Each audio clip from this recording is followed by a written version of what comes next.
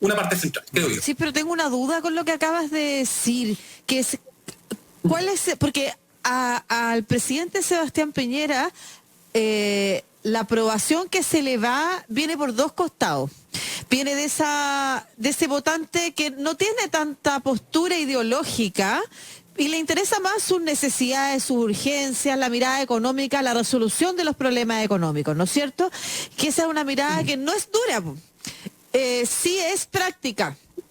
El votante de Piñera, hay harto de eso. De hecho, hay un votante de Beatriz Sánchez que se fue a Piñera, recordémoslo. Y por el otro lado está también esa derecha dura que se descuelga porque encuentra poco firme, ¿no es cierto? Y le pasó en el 18 de octubre, a partir del 18 de octubre, que le decía que si no se ponía los pantalones, en fin. Y le pasa ahora también, y está reflejada en ese grupo de personas que valoran a Mañalich, por ejemplo.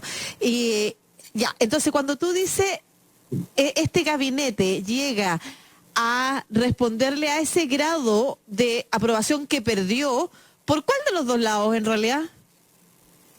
Mira, yo diría, es buena la hipótesis, yo diría que por los dos lados por la siguiente razón. Primero, al nombrar a todas estas personas que acabamos de mencionar, hay una cuestión no menor que se dio en la primera conferencia de prensa que dio el ministro del Interior, que sin preguntarle, sacó a colación la restitución del orden público en la Araucanía, ¿verdad? Sí, la Araucanía. Sí. Ese mensaje va dirigido quizás no al elector ideológicamente de derecha, sino que a la segunda clase de elector, que es el que tú me acabas de mencionar. ¿Y cómo yo pensaría esto? ¿Cómo me imagino esta estrategia del discurso? La siguiente.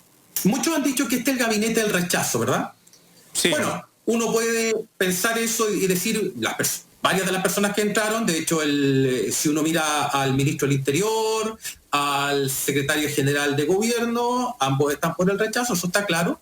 Pero me da la sensación, Marcelo, Lucía, que este gobierno no se la va a jugar en el plebiscito.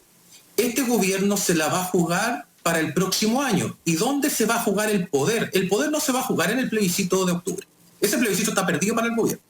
¿Dónde se va a jugar y dónde se van a defender las elecciones? En la elección de convencionales. Ahí se va a distribuir el poder. No es en otro lugar. Ni siquiera, les diría yo, en alcaldes, concejales, cores, gobernadores regionales, diputados, senadores, ni presidente.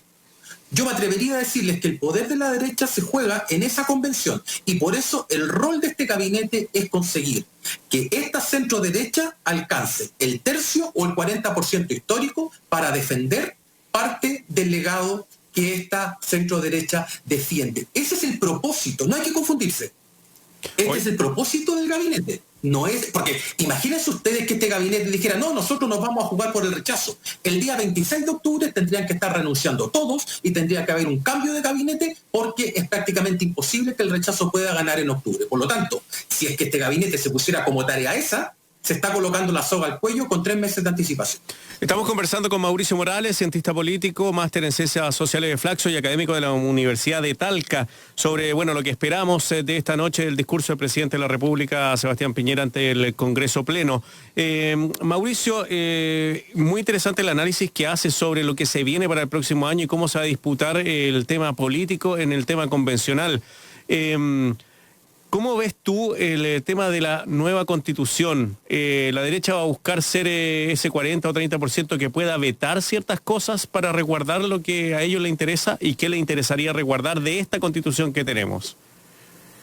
Mira, después del estallido social se cayó la Constitución. Después de la pandemia se cayó uno de los pilares que sostenían este modelo, que es el Mercedes-Benz de José Piñera. Ese Mercedes-Benz fue apaleado, se quedó sin benzina y está chocado. Y por lo tanto la ciudadanía también dejó de creer en esa parte del modelo. ¿Qué se juega la centroderecha en la convención? Se juega a mantener lo que queda de este modelo, pero hay una cuestión muy importante. Yo le garantizo, le entrego mi título si es que esto no es así, que ahora la centroderecha va a tener mucho cuidado en la selección de candidatos.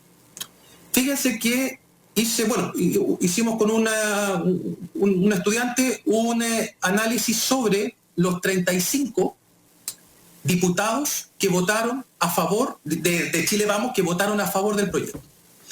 En su mayoría viene de colegios públicos, a diferencia de los que votaron en contra.